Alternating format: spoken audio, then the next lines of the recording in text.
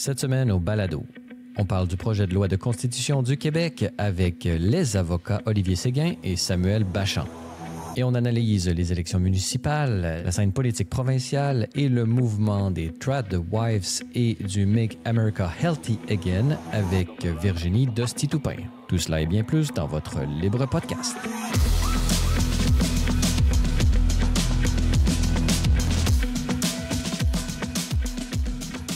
Bonjour à toutes et à toutes et bienvenue au Libre Podcast, votre balado hebdomadaire entièrement consacré à l'analyse de l'actualité de la semaine Libre Média et bien plus. Je suis votre animateur Francis Denis, en compagnie pour cette première partie de deux avocats.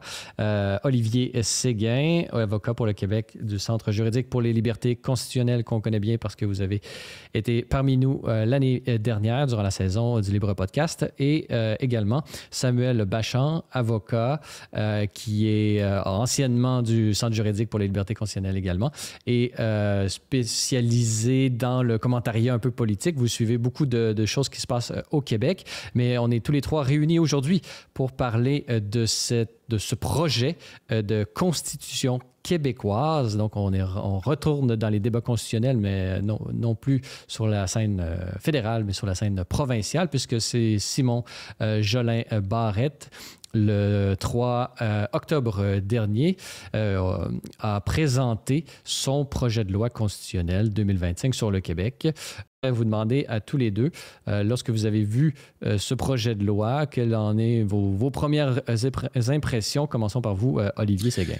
Oui, donc je me suis penché sur ce projet de loi en préparation du podcast avec un certain appétit sans savoir vraiment de quoi il s'agissait, évidemment. Je savais que ça existait et j'avais hâte. Je me suis penché là-dessus, j'ai lu, et puis tout d'un coup, j'ai été saisi un peu d'angoisse parce que je me suis dit, il n'y a rien là-dedans de quoi je vais pouvoir parler, il n'y a rien. Donc, voilà, on disait de la Charte québécoise que c'est un tigre de papier, voulant dire par là qu'on peut le faire disparaître comme de rien. J'aurais envie de vous dire que cette constitution-là québécoise est du vent sur un tigre de papier. Ceci dit, il y a plusieurs choses dont on pourra discuter et après cette note négative-là, on pourra continuer sur du positif. Ah non, ça peut être un très bel origami puis un vent doux d'été. Non, mais je crois que c'est tout à fait injuste, Olivier.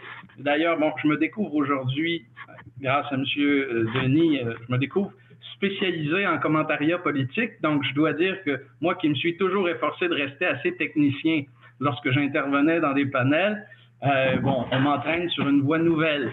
Alors, allons-y, puisque la Constitution du Québec, article 1, Constitution du Québec, est la loi des lois.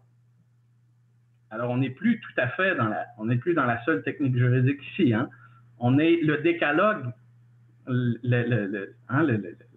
Bon, je vous rappellerai évidemment que le décalogue, c'est les 10 commandements dans la tradition biblique, donc les tables qui ont été confiées à Moïse. Moïse qui s'est aussi posé la question, qui êtes-vous? N'est-ce pas, la divinité à laquelle il s'adressait? Ce à quoi on lui a répondu, je suis celui qui est. Ce qui est un peu la même logique ou la même tautologie que l'article 1 de la Constitution du Québec, qui est la loi des lois. Alors, on sait qu'on part de très haut. On est sur les cimes. Et les godasses que se propose de chausser le ministre de la Justice sont de très grandes godasses. Alors, on va lui souhaiter quand même bonne chance pour ça. Très bien. Donc, oui, c'est ça. Vous êtes des avocats. Pouvez-vous nous expliquer peut-être justement cette distinction qu'on peut faire entre une loi fondamentale, une constitution, c'est comme le fondement sur lequel va s'appuyer l'ensemble de l'édifice juridique d'un pays donné. Donc, par exemple, la Constitution canadienne, le droit, disons, on pourrait dire, peut-être la distinction entre le droit positif et le droit constitutionnel, c'est-à-dire les lois, par exemple, de la Ville de Montréal s'appuient ultimement, il faut qu'ils soient en cohérence avec la Constitution du pays. Ils ne peuvent pas entrer en rupture ou en contradiction. Donc, pouvez-vous nous expliquer un peu c'est quoi la distinction entre les lois de tous les jours, la loi des feux rouges ou les lois des limites de vitesse sur la rue et les lois fondamentales qui sont censées être inscrites justement dans une constitution. Et une fois que vous avez expliqué c'est quoi la distinction, peut-être est-ce que cette constitution-là en particulier répond à, ce rôle? En fait, je vais juste continuer par rapport à ce que je disais au début. Quand je disais de la Charte québécoise, donc la Charte des droits et libertés du Québec, que l'on dit, puis c'est un adage, les juges, on dit ça souvent, que c'est un tigre de papier, c'est tout simplement parce que du jour au lendemain, si le Parlement décide que c'est fini, ben, il n'y a plus de charte québécoise. Donc, ce n'est pas constitutionnel. Ceci dit, sur la base de la charte québécoise, je peux demander à ce que des lois soient invalidées, c'est à cet effet-là. Mais le Parlement peut du jour au lendemain dire c'est fini, contrairement à une modification constitutionnelle qui est, elle, sur le plan du droit positif, la loi des lois. Puis il y a une formule de modification de la Constitution qui est très difficile. Il n'y aura jamais de modification à la Constitution. On est passé proche sous Mitch, mais d'après moi, c'est la dernière fois. Peut-être la prochaine, ça va être comme quand on va vouloir être le 51e État. Donc, voici pour la loi des lois, c'est ce que j'aurais à dire. C'est juste la pyramide des normes. Et donc, quand on appelle constitution un document, puis j'ai rien contre, dans un sens, je ne veux pas rire de ça. C'est dommage qu'on n'ait pas on peut trouver ça dommage ou pas dommage. Là. Je ne disconviens pas qu'on puisse trouver dommage de ne pas avoir une constitution en tant que telle, mais c'est une loi. Et en plus de ça, c'est une loi qui essentiellement renvoie à d'autres lois, renvoie à la Charte québécoise pour le hisser à son statut. La Charte québécoise avait déjà un statut pas mal au max de ce qu'une loi peut faire. Réfère aussi à la loi 101. Bref. Mais ultimement, moi, je lis quelque chose qui... j'aurais envie de dire, est chouette. Genre, c'est chouette, mais il ne peut rien avoir dedans, malheureusement, parce que ce n'est pas une constitution, donc ça ne décrit pas le cadre des institutions comme le fait la Constitution canadienne. Et à part de ça, ça énonce un certain... C'est affirmatif, il y a une esthétique, ça dit le drapeau du Québec et le fleur de l'Élysée, la devise, et je me souviens. Et je ne ris en rien de cela, mais tout de même, je me demande si une fois que ça va avoir été voté, il va y avoir quoi que ce soit d'autre après. C'est-à-dire que, si je comprends bien votre point de vue, Olivier Séguin, c'est que justement, le problème fondamental de cette Constitution, c'est qu'elle ne peut pas, puisqu'elle est elle-même une loi, elle ne peut pas fonder d'autres lois. C'est comme si on mettait les fondations au lieu du toit, finalement. C'est ce que je comprends bien un peu votre pensée. Absolument. Puis c'est que ça ne peut pas dépasser, ça ne peut pas sortir du cadre totalement. C'est comme faire rentrer un rond dans un carré ou l'inverse. Il y a quelque chose qui ne peut pas aller, qui ne peut pas couvrir tous les coins, tout l'espace.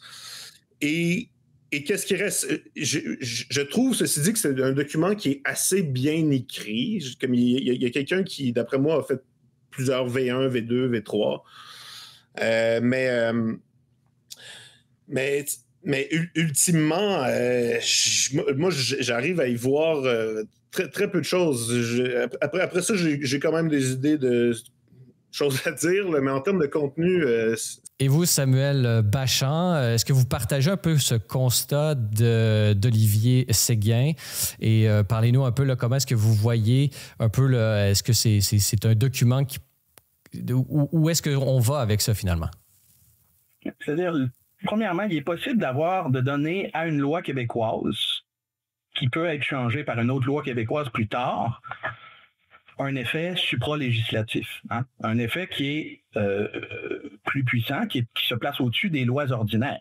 Ici, c'est le cas, ça, à l'évidence. De la même façon que la Charte québécoise, n'est-ce pas? Il y a certains éléments, en passant, qui, même dans la Constitution canadienne, lorsqu'ils ne se rapportent qu'au Québec et n'ont aucune incidence sur d'autres institutions de la Constitution canadienne, peuvent être modifiées unilatéralement. On a un exemple historique évident avec l'abolition de la Chambre haute, l'équivalent du Sénat du Québec, qui a été aboli. Pourquoi on a pu faire ça, même si c'était une institution prévue dans la loi constitutionnelle de 1867, tout simplement parce que cette institution-là n'intéressait personne d'autre. Elle n'intéressait pas la couronne, elle n'intéressait pas la législature ou une autre province, ni d'ailleurs les institutions fédérales. Donc, ce qui semble difficile ici à comprendre, c'est comment on prétend ou comment espérer même donner à la Constitution du Québec une préséance, si je suis l'article 2, la Constitution du Québec a préséance sur toute règle de droit incompatible, comment donner préséance à cette Constitution-là à l'égard d'éléments de la Constitution canadienne qui intéressent d'autres branches ou d'autres institutions? Alors, est-ce qu'on prétend ici donner préséance à une loi québécoise en matière de télécommunications? Le Québec est monté en Cour suprême plusieurs fois en essayant de défendre sa mouture à lui d'une sorte de CRTC ou de Commission des télécommunications. C'est faire abattre le caquet 3 fois par la Cour suprême. La chose est évidente. C'est-à-dire, on sait que si tout ça doit retourner, s'il doit y avoir un nouveau contentieux en la matière, on sait quel sera le résultat ultime. Or, il y a une disposition, vous voyez, l'article 36 ici. Le Parlement peut légiférer relativement aux activités relevant de ses compétences législatives, quel que soit le moyen technologique par lequel ces activités sont exercées. Mais c'est une tentative assez grossière de rouvrir le débat sur la compétence du Québec à l'égard du contenu ou des activités qui sont, véhiculées par les télécoms. Et ça, ultimement, je veux dire, il n'y a pas d'espoir raisonnable de voir les lois québécoises triompher sur les lois canadiennes. Ça a été comme ça beaucoup en matière aéroportuaire ou aérienne. Évidemment aussi, tout ce qui touche les propriétés fédérales. Donc ici, le Québec prétend essayer d'entraver la capacité du fédéral d'acquérir des terres, disons des terres, des terrains ou des immeubles qui appartiennent à des entités provincialement régies. Puis à la fin, vous savez, considérant qu'il y a une constitution canadienne assez vieille, avec des aspects de partage de compétences qui sont bien établis, si c'est trop compliqué de procéder par la méthode d'acquisition usuelle, là, de cession ou de vente d'un terrain, disons pour construire un aéroport, de triste mémoire au Québec, évidemment. À ce moment-là, le fédéral va juste s'exproprier, puis ça va être la fin de l'histoire.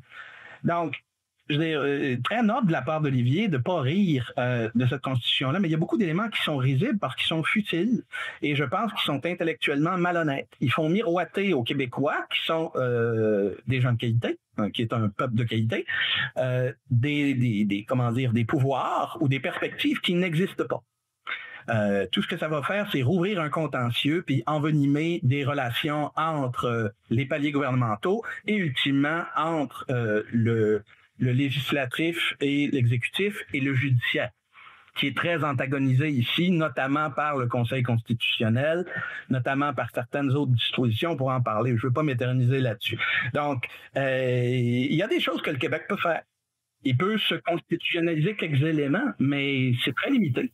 Donc, selon vous, Samuel Bachand, la finalité, elle est davantage politique, puisque au niveau juridique, cette constitution ne peut pas, agir telle qu'elle prétend l'être. C'est-à-dire, elle prétend être une constitution, mais le gouvernement du Québec n'a tout simplement pas l'autorité légale pour fonder cette constitution.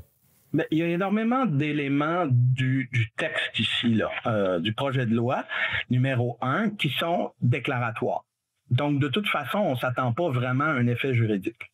Il y a d'autres éléments qui ne font que codifier des pouvoirs et des prérogatives que par la loi, la Constitution ou la tradition ou la jurisprudence, je veux dire, le Québec a déjà.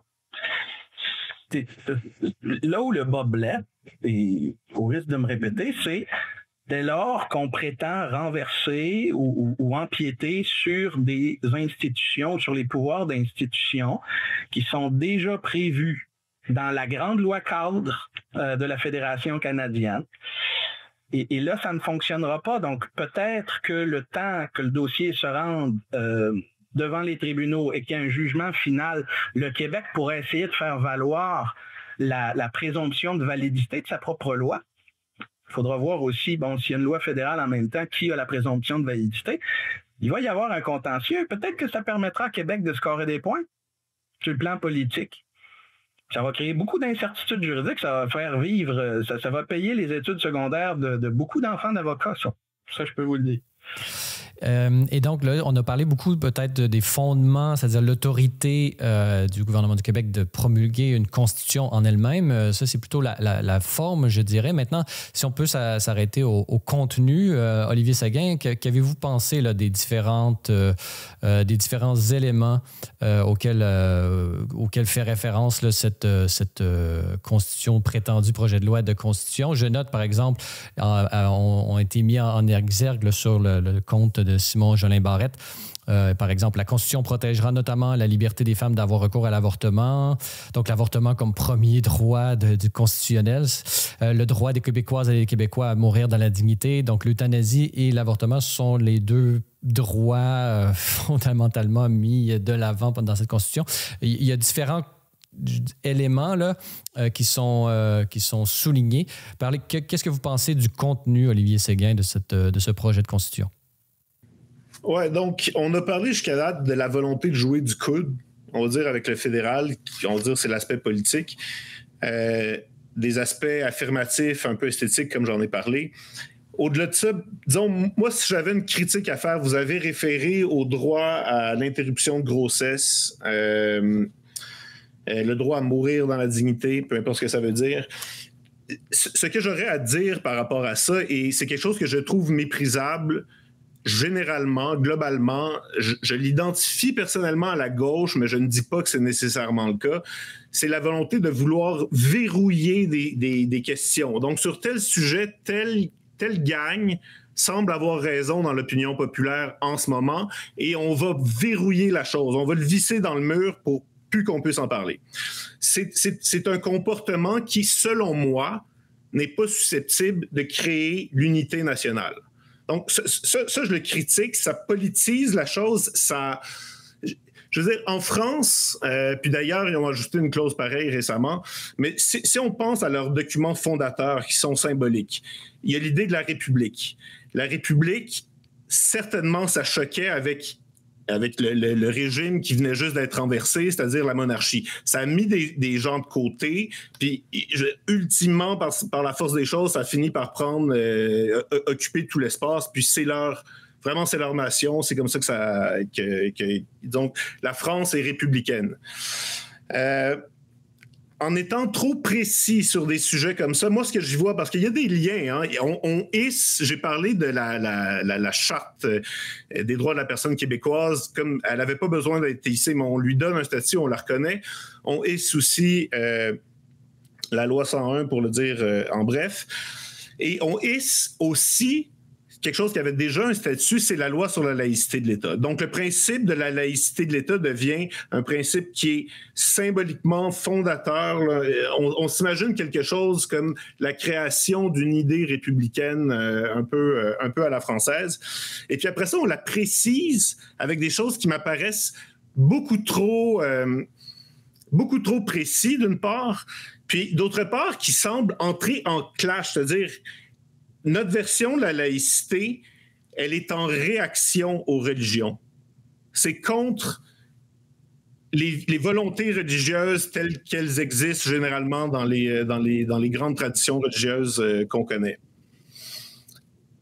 Et ça, je trouve ça très dommage. Franchement, je trouve ça très dommage. C'est une rupture avec l'idéal de la laïcité que j'aurais pu m'imaginer et sur lequel je travaille dans mes dossiers. C'est-à-dire une laïcité où vraiment l'État se montre neutre, où l'État dit « je ne prends pas parti entre la religion des uns, des autres ou l'absence de religion ».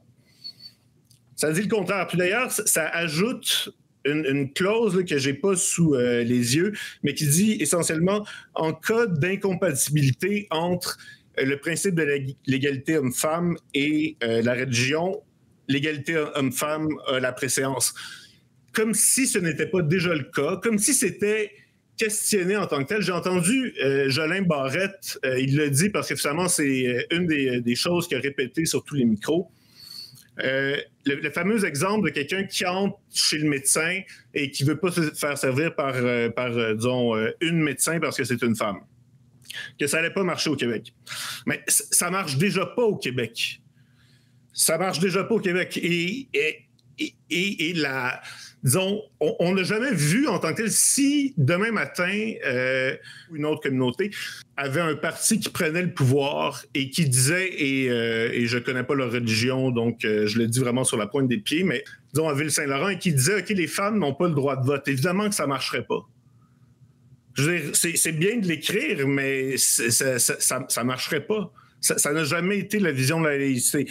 Donc, ce serait mon commentaire par rapport à, je dirais, au contenu l'aspect valeur, la volonté de verrouiller. C'est mon commentaire par rapport à ça. Et vous, Samuel Bachand, comment vous positionnez-vous? Là? C'est sûr que il y a beaucoup d'articles là, dans ce projet de constitution. Comment est-ce que vous vous positionnez? Est-ce que vous trouvez, vous aussi, par exemple, que la constitution telle qu'elle est présentée va trop dans le particulier et n'est pas assez générale dans les principes là, qu'elle énumère? Non, c'est-à-dire bon, il y a les principes généraux, ça d'accord, donc je pense pas qu'il en manque de ceux-là, mais lorsqu'elle descend dans le particulier, j'aime pas ce que je lis non plus. Puis vous savez, bon, la laïcité, le principe de laïcité au Québec, on l'a bien vu avec les déclarations du ministre Jolin Barrette, avec les travaux de Guillaume Rousseau et de son panel. Bon, c'est pas de la laïcité, là, soyons sérieux, c'est de l'athéisme d'État. Donc, c'est toute une mentalité et une armature juridique qui est ouvertement hostile aux religions organisées. Et pour être bien franc, moi, j'ai peu de respect pour ces gens-là qui voient à peine leur haine pour les musulmans, les chrétiens, les juifs, mais qui ont une extrême tolérance pour les oiseaux qui vénèrent les cristaux magiques, les dragons blancs et la planète, comme si c'était une divinité en soi. Donc là-dessus, je ne cache pas mon sentiment. Je vois des choses bizarres aussi. Vous savez, l'État veille à la protection de l'intérêt de l'enfant et au respect des droits qui lui sont reconnus.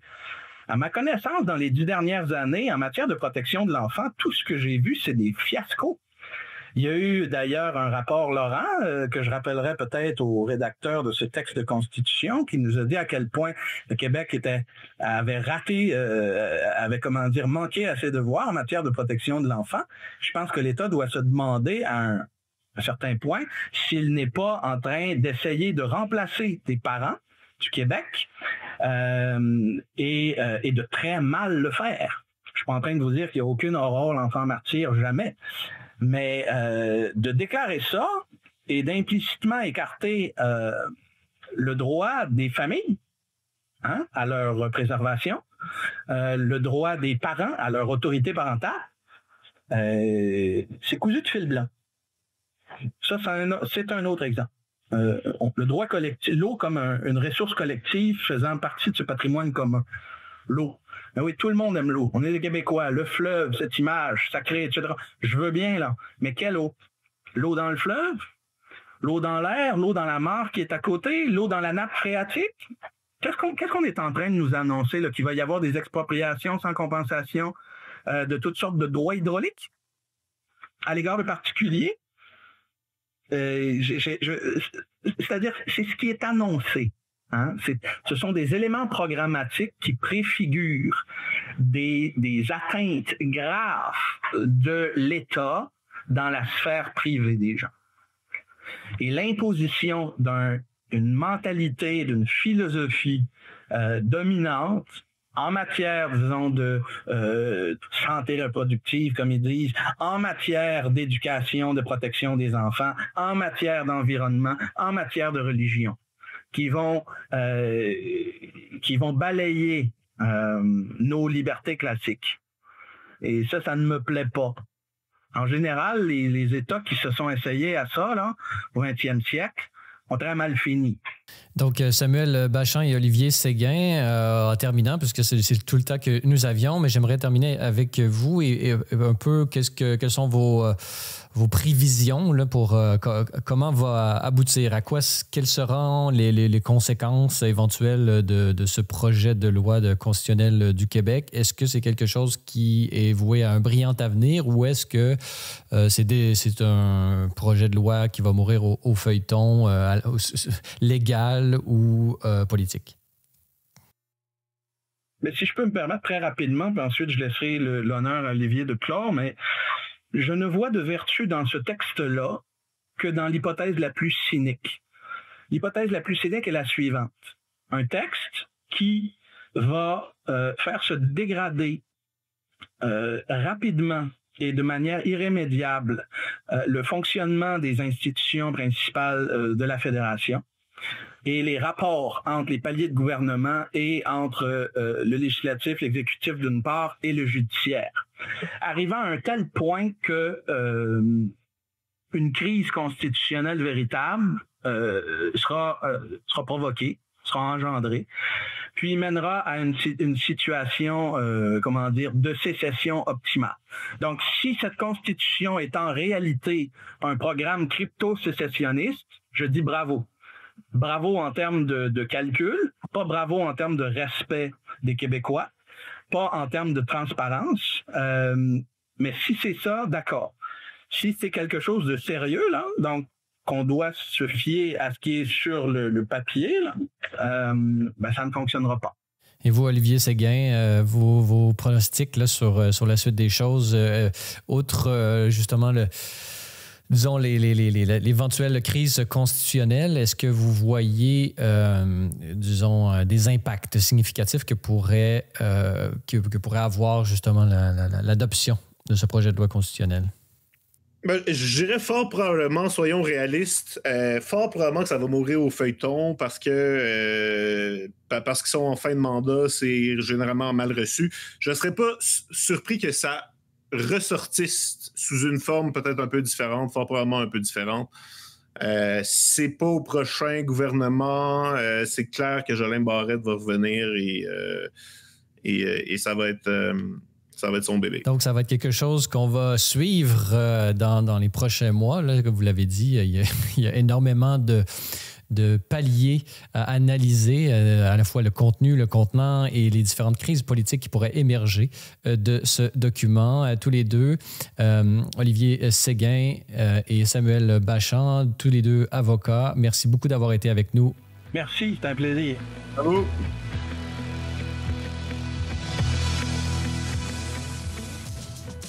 Et dans cette deuxième partie d'émission, j'ai la joie d'être en compagnie de Virginie Dosti-Toupin. Virginie, bonjour. Bonjour, merci. Virginie Dosti-Toupin, c'est une joie de vous retrouver. Comme c'est notre habitude depuis maintenant quelques mois, ici même au Libre Podcast. Je rappelle, pour ceux qui ne vous connaissent pas encore, que vous êtes conseillère municipale à Saint-Lambert, sur la rive sud de Montréal, jusqu'aux prochaines élections qui vont arriver très bientôt. Et vous êtes aussi collaboratrice de Libre Média et commentatrice de l'actualité. Et vous avez vous-même votre propre balado, l'Antichambre d'écho, qu'on peut aller voir sur votre chaîne YouTube éponyme. Alors, Virginie Dosti-Toupin, il y a beaucoup de choses qui ont retenu votre attention depuis notre dernière rencontre, mais avant le 4 novembre, avant le 4 novembre, comme disait notre ancien premier ministre canadien, les élections municipales se déploient. On a vu, par exemple, à Québec, le débat s'est déplacé des enjeux de bien commun vers des attaques à la personne entre les différents candidats. Donc, ça brasse, on pourrait dire ça, disons ça comme ça. Mais Virginie Dosti-Toupin, vous, qu'est-ce qui vous retient l'attention de l'ensemble des grandes villes de ces élections municipales 2025?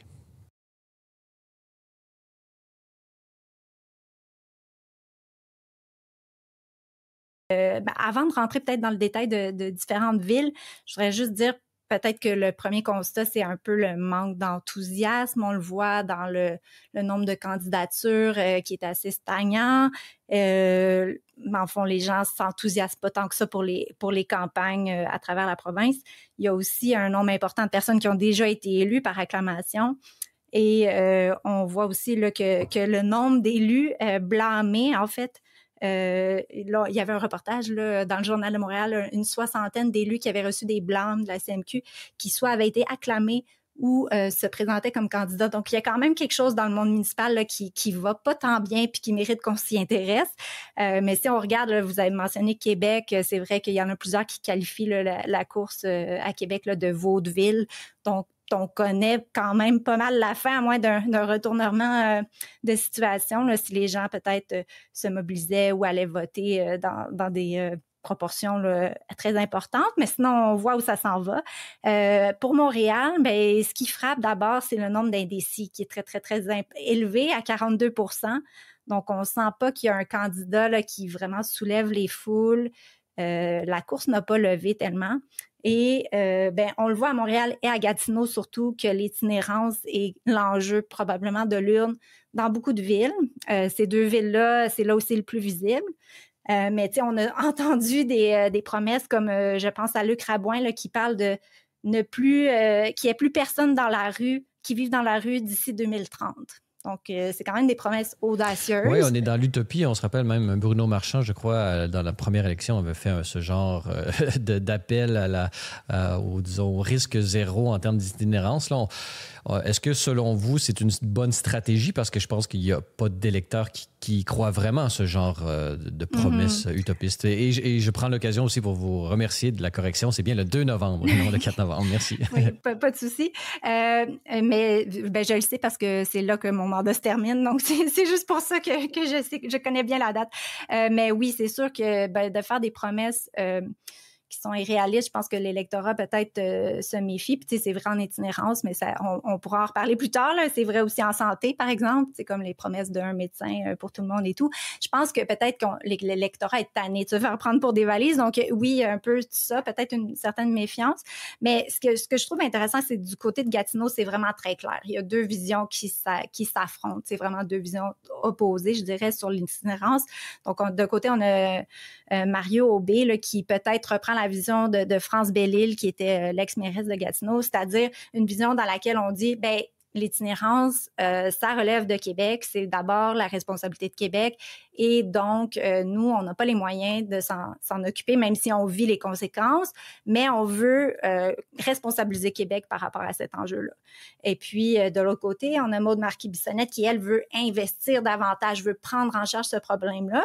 Ceci dit, c'est sûr que, à ce moment-là, on vient taxer davantage les citoyens des villes pour un problème qui, en principe, du moins, relève de Québec. Donc, on sent vraiment cette tension-là, puis on la sent aussi sur l'enjeu du logement qui prend beaucoup de place dans la campagne également, c'est-à-dire quel est le rôle des villes, quel est le rôle de Québec, et cette tension-là, elle est aussi financière, parce que dans le fond, les villes n'ont pas nécessairement les moyens de leurs ambitions. Donc, c'est là où moi, j'avais lancé un peu l'idée de tenir les élections municipales en même temps que les élections provinciales. Comme ça, en fait, on pourrait lier les enjeux, on pourrait avoir des discussions entre paliers de gouvernement pour vraiment débattre de qui relève quoi, puis rendre les gens imputables. En plus, ça aurait l'avantage d'augmenter probablement le taux de participation aux élections municipales qui passe un peu sous le radar, alors qu'il y a quand même des enjeux vraiment importants qui s'y passent. Donc, puis peut-être en terminant pour la scène municipale, juste mentionner que la grève des postes a compliqué sérieusement la vie aux directeurs d'élection. Je leur lève mon chapeau parce que je sais qu'ils ont dû trimer dur là, pour, c'est déjà un gros travail, mais là, d'envoyer les cartes et tout, c'est sûr qu'il y a des ratés, là, il va y en avoir, c'est certain, mais quand même un gros travail de ce côté-là. Donc, ou on pourrait aussi voir ça d'un œil plutôt positif, au sens où le vote par anticipation ou par la poste n'est pas nécessairement le plus sécuritaire de lui-même. Là. Je pense qu'il y a eu beaucoup de scandales où, disons, ça fait l'enjeu, notamment durant la présidentielle américaine, la précédente. Donc, peut-être que obliger, entre guillemets, les gens à aller au bureau de vote, c'est pas nécessairement une mauvaise chose. Oui, bien en fait, l'enjeu, c'était que les cartes d'électeurs n'étaient pas livrées, donc les gens qui ne savaient pas s'ils figuraient ou non sur la liste et tout. Donc ça, oui, ça, mais je suis d'accord avec vous pour le vote par la poste, mais là, c'est plus même le vote en personne qui était compromis parce qu'en fait, on pouvait pas valider si on était bien sur les listes et tout. On pouvait pas recevoir. J'ai vu des annonces sur mon fil YouTube justement aujourd'hui disant qu'avec la carte, disons, d'identité, avec l'adresse et tout ça, les gens se sont suffisant. Adaptés, puis c'est bien, bravo à tout le monde. Oui. Donc, on voit que les enjeux d'itinérance, d'une certaine façon, je vais peut-être avoir votre opinion là-dessus parce que vous avez mentionné qu'on se renvoie la balle au sens où c'est la ville qui dit que c'est pas, elle, sa propre responsabilité, c'est la responsabilité du provincial. Mais on peut penser, par exemple, qu'il y a des enjeux de sécurité aussi qui sont liés à cette itinérance-là. Et ça, c'est plutôt une monnaie municipale parce que c'est lié au bureau de police, au chef de police, etc. Oui. Donc, il y a quand même balayé du revers de la main au niveau municipal de soi. C'est pas nécessairement c'est une bonne façon de se déresponsabiliser, mais en fait, il y a une certaine responsabilité qui, de facto, est aux villes. Oui, tout à fait. Puis peut-être, je voudrais compléter, juste pour pas que Mario Aubé m'en tienne rigueur. En fait, sa vision, c'est de dire, nous, ce qui relève de nous, c'est la salubrité, la sécurité. Donc, ces choses-là, oui, on va les prendre en charge. Ceci dit, on a besoin d'aide, par exemple, pour les enjeux de santé mentale, les refuges, tout ce qui relève de Québec, le logement. Alors, puis là, même sur le logement, vous me direz, il y a aussi des choses qui sont dans la cour des municipalités. Puis oui, effectivement, tout ce qui est réglementation, tout ce qui est zonage, on l'a vu, là, ça a fait les manchettes souvent. Les villes ont leur part de responsabilité dans cette crise du logement-là, dans le sens où, puis les citoyens aussi, par ailleurs, là, tout le phénomène du pas dans ma cour et tout. Donc, je pense que oui, là, c'est des enjeux complexes. Puis il faut pas que les gens se renvoient la balle puis se déresponsabilisent. Il faut que chacun prenne ses responsabilités, mais c'est la ligne. Dans le fond, il faut trancher qu'est-ce qui relève de qui, puis que chacun prenne ça en charge à fond. Donc, c'est ça. Mais on le sent qu'il y a quand même des enjeux puis une certaine tension entre Québec et les villes là, à ce niveau-là. Peut-être pour, disons, motiver les gens, parce que j'imagine que vous-même ayant été conseillère municipale à Saint-Lambert, vous aviez cette fibre municipale et politique et d'engagement. Parlez-nous un peu, si vous aviez à faire un bilan là, de votre, je ne sais pas combien de temps vous avez été, là, 4 ans, j'imagine, conseillère municipale. Parlez-nous un peu de votre expérience, peut-être quelques points positifs et négatifs et pour aussi susciter l'implication des gens. Moi, ça a été un 4 ans. En fait, d'abord, peut-être préciser que je me suis lancée là-dedans un peu tête baissée, avec une belle naïveté, puis surtout une envie de contribuer à ma ville, ce que je faisais déjà autrement. Mais puis c'est là que je pense qu'il y a beaucoup d'élus qui se lancent dans cette aventure-là en ayant beaucoup d'ambition, puis des grandes idées et tout. Et puis là, on se frappe rapidement à une certaine désillusion. Donc, je pense que c'est un peu ce qui a contribué à certaines démissions. Là, durant le dernier mandat, ça a été quand même assez intense, le nombre de démissions. Je pense qu'il y a une partie de ça qui relève d'une certaine désillusion. Il y a aussi, puis ça, France Bellil a justement publié un livre récemment là, que je veux me procurer. Je ne l'ai pas lu encore, mais ce que j'ai vu, c'est qu'elle semble dire que, puis je suis d'accord avec elle, qu'il y a beaucoup d'incompréhension quant au rôle des élus. Puis là, je veux dire que c'est les citoyens, en premier lieu, pensent que les élus ont nettement plus de pouvoir ou d'impact qu'ils en ont réellement. Puis forcément, ceux qui se présentent comme candidats, ont les mêmes attentes, c'est-à-dire de ne pas nécessairement comprendre ce qui relève du rôle des élus, ce qui relève des fonctionnaires. Puis là aussi, il y a des tensions entre la fonction publique, entre les élus. Il y a eu une certaine politisation des élus, donc les élus veulent faire davantage avancer certains dossiers, mais on se frotte à une certaine résistance de l'appareil municipal qui est lent, qui est bureaucratique et tout. Donc, il y a une certaine désillusion de ce côté-là. Mais il y a aussi, c'est un monde fascinant. On apprend beaucoup. Moi, c'est ce que je retiens. C'est qu'on apprend tellement de choses sur le zonage, l'urbanisme. C'est des forces qui définissent nos sociétés, nos villes, puis qu'on voit pas nécessairement à l'œuvre, mais qui ont vraiment un impact. Donc, un monde fascinant. Malheureusement, c'est sûr que c'est un monde qui est puis je veux pas utiliser le mot gangréné, mais qui est un peu mise à mal par l'ambiance qui règne. T'sais, on parlait plutôt Oui, on a parlé justement à ce niveau-là. Il y a eu un reportage documentaire de Régis Lablôme, l'ancien maire de Québec, qui justement était là-dessus, c'est-à-dire le climat un peu toxique souvent qui s'exprime dans les assemblées municipales, là, où est-ce que des gens qui sont pas contents et ça pèse sur le moral des élus. Est-ce que c'est votre expérience? Qu'est-ce que vous en pensez?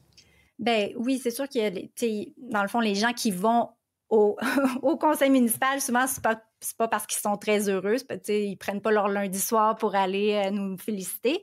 Donc, c'est sûr qu'il faut pas s'attendre quand on se lance là-dedans à se faire lancer des fleurs tout le temps ou à se faire, c'est pas tant gratifiant parce que les gens vont pas venir prendre le temps de nous dire bravo.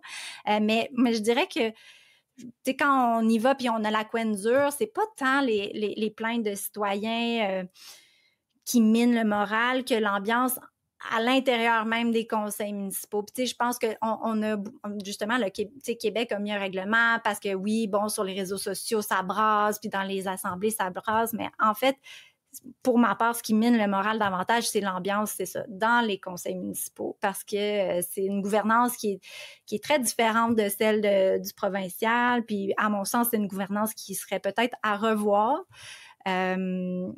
Puis là, moi, j'aimerais écrire là-dessus parce que c'est sûr que quand on vit une expérience, on a envie après de la partager. Puis moi, c'est ce qui me motive, c'est d'essayer d'améliorer les choses.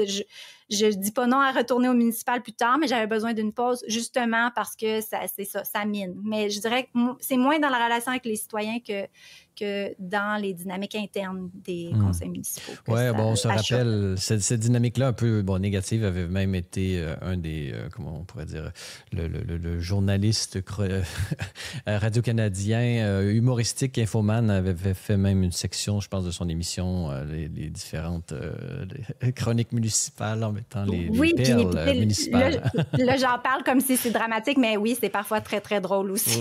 Il faut pas l'oublier. Oui, c'est ça. Après coup. Oui, de loin même. De loin encore, c'est encore plus drôle. Oui. Mais Virginie Dostie-Dupin, on continue à suivre ces élections. Mais vous m'avez mentionné aussi la scène provinciale. On a vu, il y a beaucoup de développements qui se font à gauche, à droite. On a même une constitution depuis notre dernière rencontre, un projet de... On en a pu en parler dans ce podcast, dans la première partie. Mais il y a aussi les différents sondages. Il y a beaucoup de choses qui se passent. Qu'est-ce qui retient votre attention? Peut-être, puis là, ça remonte un peu à loin, mais peut-être un mot sur le référendum que le PQ a tenu auprès de ses membres. Je voulais saluer l'initiative parce que je pense que c'est quand même quelque chose de très... politiquement, c'est très brillant comme initiative de sonder les membres. D'une part parce que, veux pas, ça doit augmenter le membership parce qu'il y a des gens qui tiennent à s'exprimer sur cet enjeu-là. Donc, peut-être un petit appel aux membres de ce côté-là.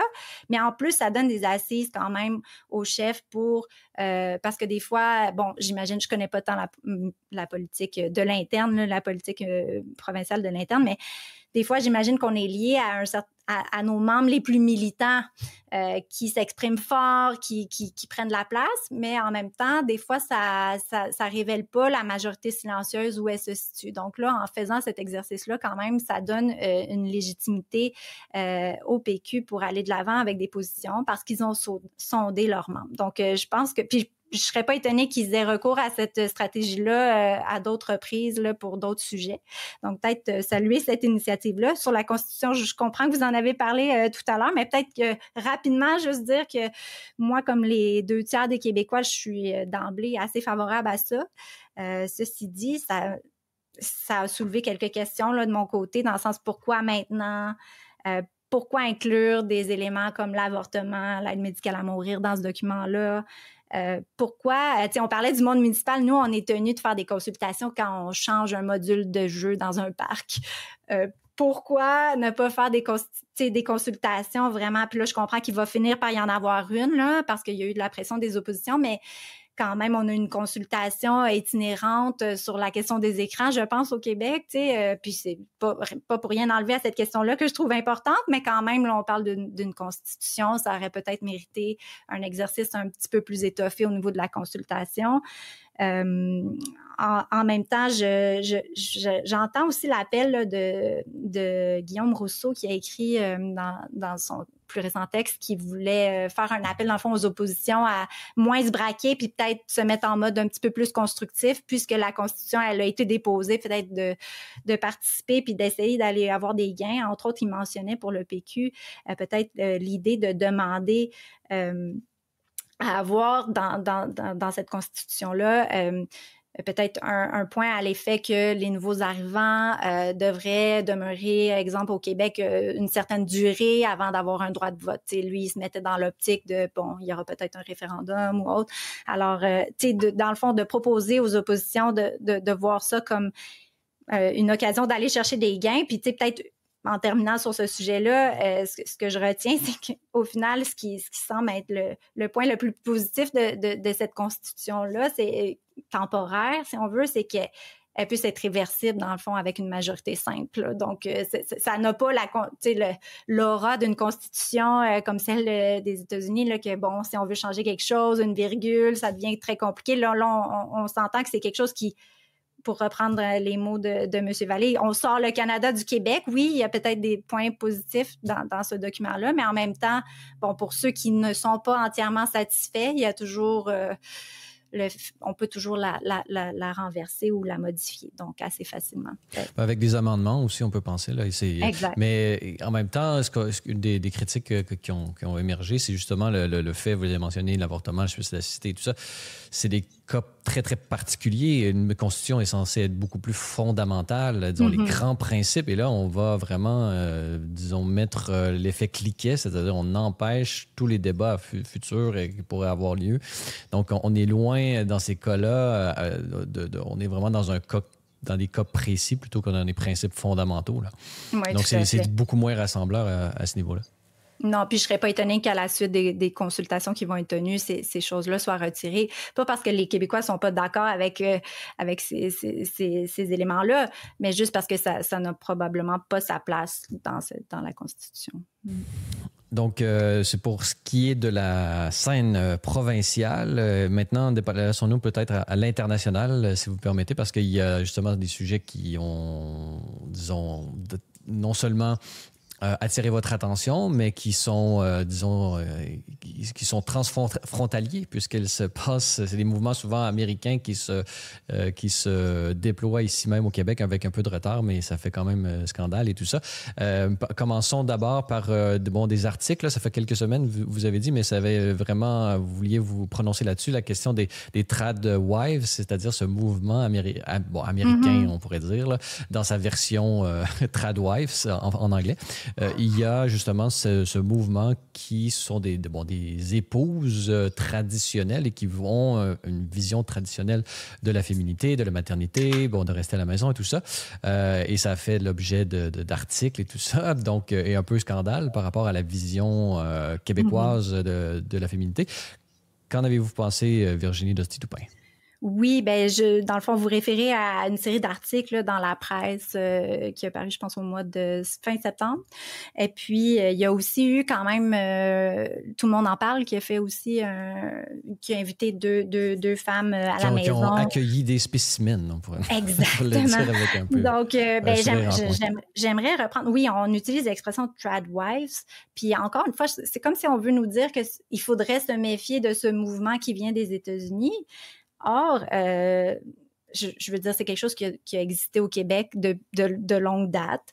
Et puis aussi, on nous présente ça comme un phénomène religieux, alors qu'il y a beaucoup de femmes, et j'en suis, qui ont choisi de rester à la maison de façon un petit peu plus prolongée que la moyenne, et que ce n'était pas motivé par des raisons religieuses. Il y a des femmes qui ont envie de rester à la maison avec leurs enfants, il y a des hommes qui ont envie de rester à la maison avec leurs enfants. Puis là, j'ai l'impression qu'on nous dit de nous méfier de ça.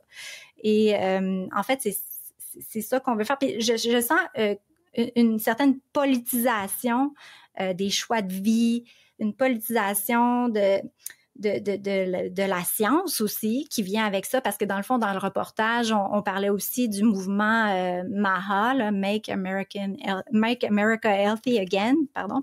Donc, c'est comme si tout ça était lié, là. Or, tu sais, les préoccupations de santé, on le sait, au Québec, il y a y a longtemps eu des granolas, des gens plutôt à gauche même qui se méfiaient des grandes compagnies pharmaceutiques. Moi, j'ai été acupunctrice là, il y a longtemps. J'ai côtoyé beaucoup de gens comme ça au Québec. On a nos propres personnes qui se méfient, exemple de la contamination environnementale, de la nourriture ultra transformée. Tu sais, justement, dans ce documentaire, dans cette petite série d'articles, on nous disait que, bon, les femmes, les tradwives voulaient nourrir leurs enfants sainement et que c'était un recul anti-science. C'était essentiellement ça qu'on véhiculait comme message, comme si on pouvait prétendre que la société américaine puis les Américains en général sont en santé, alors qu'on sait qu'il y a quand même de sérieux problèmes au niveau des maladies chroniques, de l'embonpoint, de l'obésité, même chez les enfants. Donc, je pense que de se préoccuper de la santé de nos enfants, ça devrait pas être mis comme si c'était quelque chose de suspect, là. Or, je sens vraiment cette tendance-là dans nos médias à nous dire non, attention, ne prenez pas votre santé en main, n'essayez pas trop, tu sais, puis encore là, il faut faire la part des choses, mais ça nous ramène un petit peu peut-être aussi au scandale sur le Tylenol. Donc, c'est sûr qu'il y a beaucoup de gens qui, puis tu sais, j'avais écrit un article pour les médias sur la fluoration de l'eau. Je m'explique. Je sens que les gens réagissent négativement à tout ce qui est dit au sud de la frontière. Donc, si RFK ou Donald Trump disent quelque chose, automatiquement, c'est faux et sans nuance. Donc, moi, ça m'inquiète beaucoup. On a vu au lendemain là, de la saga Tylenol, beaucoup de caricatures, de mimes qui circulaient comme si c'était la chose la plus stupide qu'on avait jamais entendue, alors que dans le fond, en 2017, Tylenol avait elle-même fait un tweet qui disait « Nous ne recommandons pas aux femmes enceintes de prendre du Tylenol ». Puis Tylenol, ça demeure une des molécules qui est en vente libre, qui est probablement la plus potentiellement dangereuse, dans le sens où il y a des gens qui ont des problèmes de foie, là, s'ils en prennent comme si c'était des bonbons. Donc, je pense qu'on a raté une occasion scientifique de dire, de s'intéresser à la question. Pas parce que lui dit ça que nécessairement on balaie tout du revers de la main puis on change ça en blague puis prenez des Tylenol sans problème puis tout ça. On a raté une occasion de rappeler aux gens, faut faire attention à ce qu'on fait. Est-ce qu'on peut s'intéresser à ces études-là? Puis, il y a des scientifiques aux États-Unis qui ont vraiment fait des recensions, des études, qui sont allés dans le détail par rapport au lien avec l'autisme. Puis d'ailleurs, c'est pas récent, là, ça date d'environ 30 ans là, qu'il y a des études sur ça, puis pas juste l'autisme, mais le TDAH. Puis il y a une étude en Suède, puis il y a une étude aux États-Unis, puis on essaie de voir. Il y en a qui se sont vraiment penchés pour voir qu'est-ce qui est la vérité dans tout ça. Puis là, moi, je sens qu'on c'est comme si on veut cesser de trouver la vérité. On veut simplifier à l'extrême.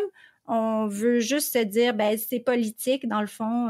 Puis j'ai vraiment peur qu'on perde quelque chose dans la science, dans notre approche scientifique, dans tout ça.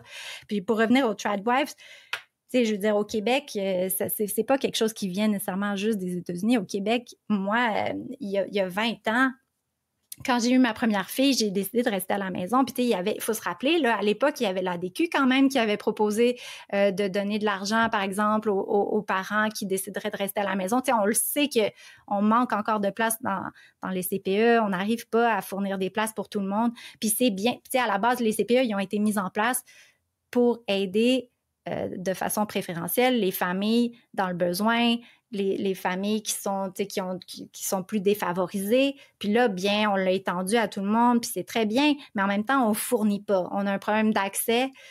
Donc, s'il y avait des gens qui décidaient de rester à la maison, puis je sais qu'il y en a qui voudraient le faire puis qui ne peuvent pas le faire pour des raisons économiques. Donc, peut-être que, puis pour l'État, ça coûterait beaucoup moins cher de donner un peu d'argent à un parent qui décide de rester à la maison une année ou deux de plus que le congé parental.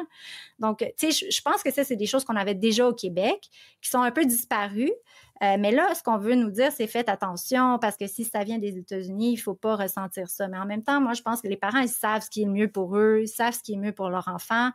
Donc, je pense qu'il ne faudrait pas non plus dire aux gens, si vous êtes hors norme puis vous voulez rester à la maison, ben c'est parce que vous êtes, je ne sais pas, là, n'importe quelle étiquette, là, soit d'extrême droite ou autre, mais en fait, c'est des choix personnels. Là. On est dans la vie personnelle des gens, donc ça devrait rester comme ça. Non, il y a énormément de choses dans ce que vous avez dit, mais justement, d'une certaine façon, on voit qu'il y a beaucoup d'intérêts contradictoires qui se frappent les uns les autres, et il y a une volonté pour l'État québécois et fédéral au Canada de garder le contrôle, parce que la marche, par exemple, pour ce qui est de prendre soin justement de ces enfants, de qu'est-ce qu'on leur donne, il n'y a jamais personne, et surtout pas à gauche, qui aurait pu remettre en question justement le bien fondé d'un certain scepticisme devant la marchandisation de la science, la marchandisation de l'agriculture aussi. Donc, on a des rayons complets de nourriture biologique dans nos supermarchés. C'est justement parce qu'il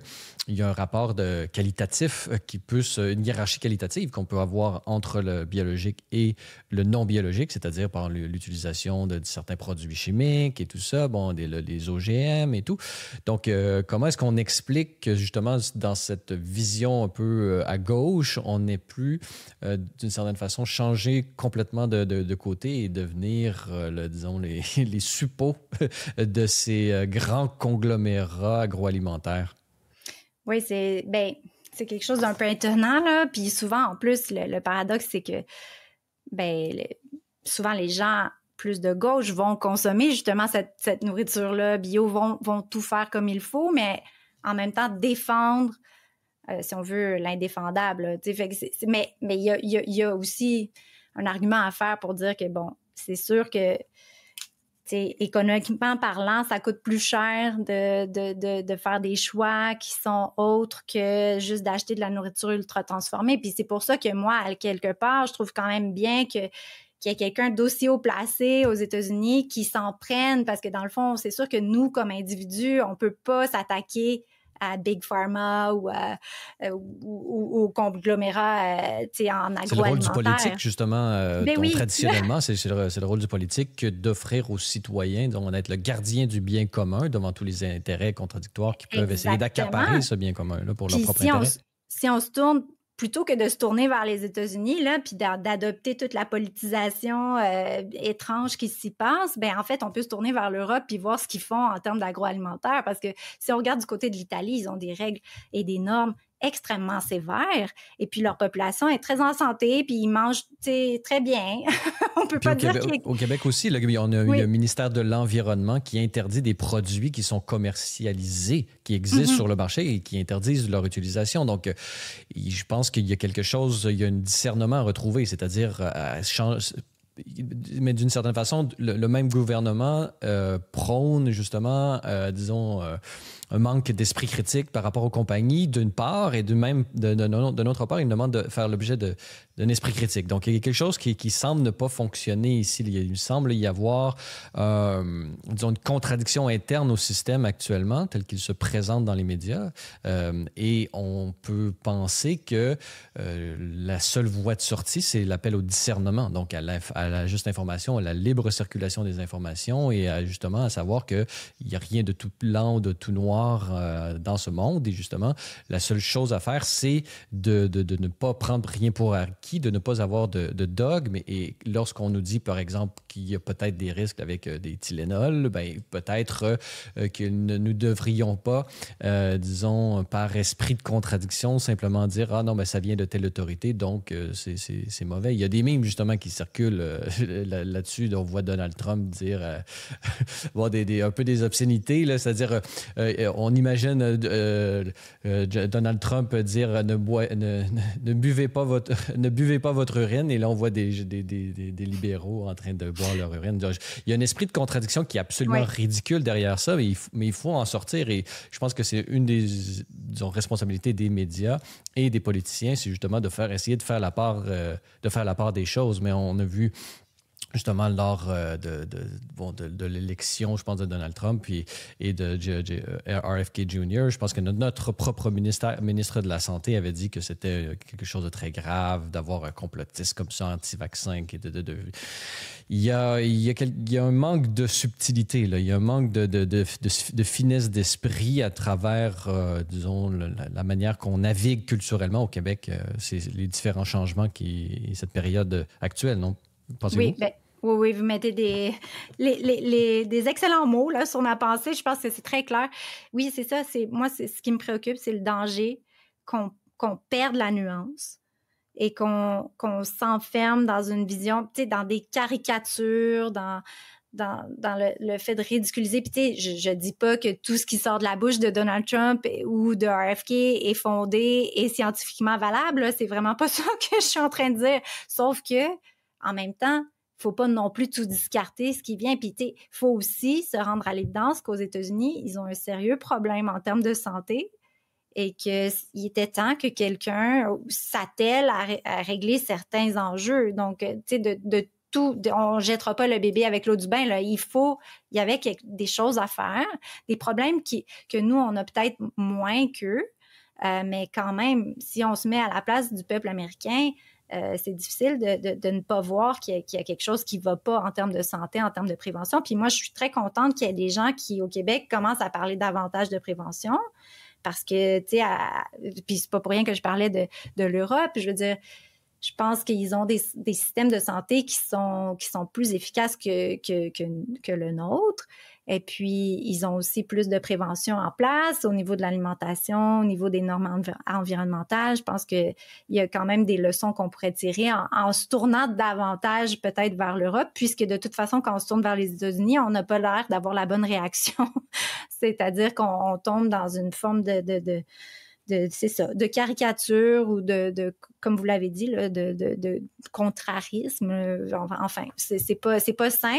Donc, peut-être d'essayer de se tourner davantage vers l'Europe, de voir ce qui s'y fait et puis de s'inspirer plus de ça ou même juste d'essayer de faire notre propre affaire en gardant en tête qu'on doit être dans la nuance, dans la science, dans la recherche de la vérité puis du bien commun, là. Et garder ça aussi dans les mains du politique, c'est-à-dire des électeurs, évidemment, et éventuellement arriver à des solutions, parce que déléguer trop ces responsabilités-là, comme vous l'avez mentionné, à, je ne sais pas, une institution telle que la WHO, la World Health Organization, c'est pas nécessairement disons, une valeur sûre dans tous les cas. Donc, vraiment essayer de faire, disons, les meilleures décisions par rapport au développement de la science actuellement, mais aussi en correspondance avec le peuple localement. Là, je pense que c'est vraiment un bel équilibre à aller chercher. Et pour ça, ça prend des médias qui essaient de faire la part des choses. Et Virginie Dostie-Toupin, ça va être une joie de vous retrouver dans quelques semaines, justement, pour continuer à faire cette part des choses dans les différents sujets qui vous intéressent. Alors, Virginie Dostie-Toupin, je rappelle que vous êtes conseillère municipale jusqu'au 2 novembre à cette belle ville de la Rive-Sud de Montréal, Saint-Lambert.